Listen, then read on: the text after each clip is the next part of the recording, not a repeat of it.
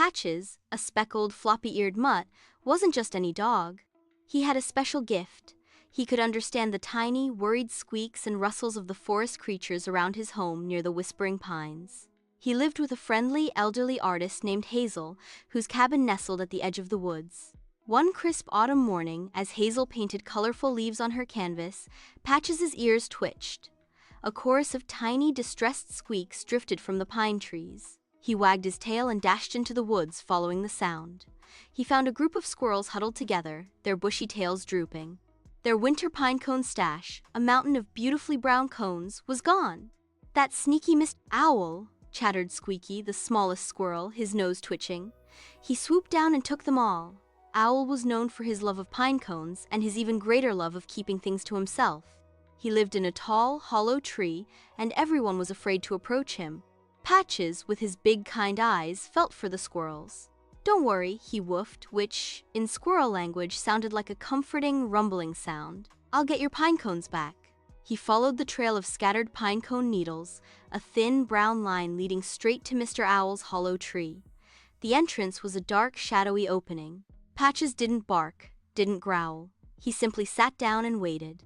After a while, Mr. Owl emerged, a large, solemn bird with piercing yellow eyes. "Pinecone sack." "What, dog?" he howled.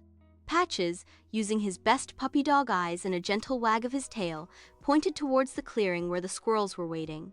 He then pointed to the owl and the pine cones. The owl looked confused. "These are my pine cones," he hooted, though his voice was a little softer. "I collected them."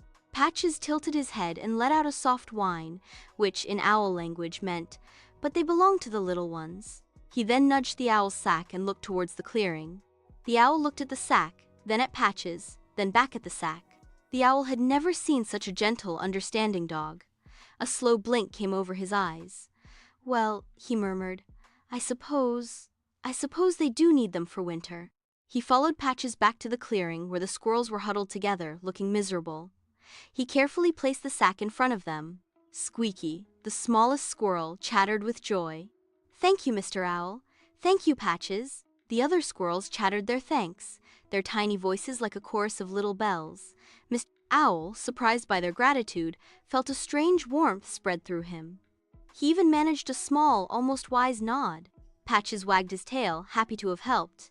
He knew that even the most solitary creatures could be kind, and that even the smallest creatures deserved help. From that day on, Patches became known as the hero dog.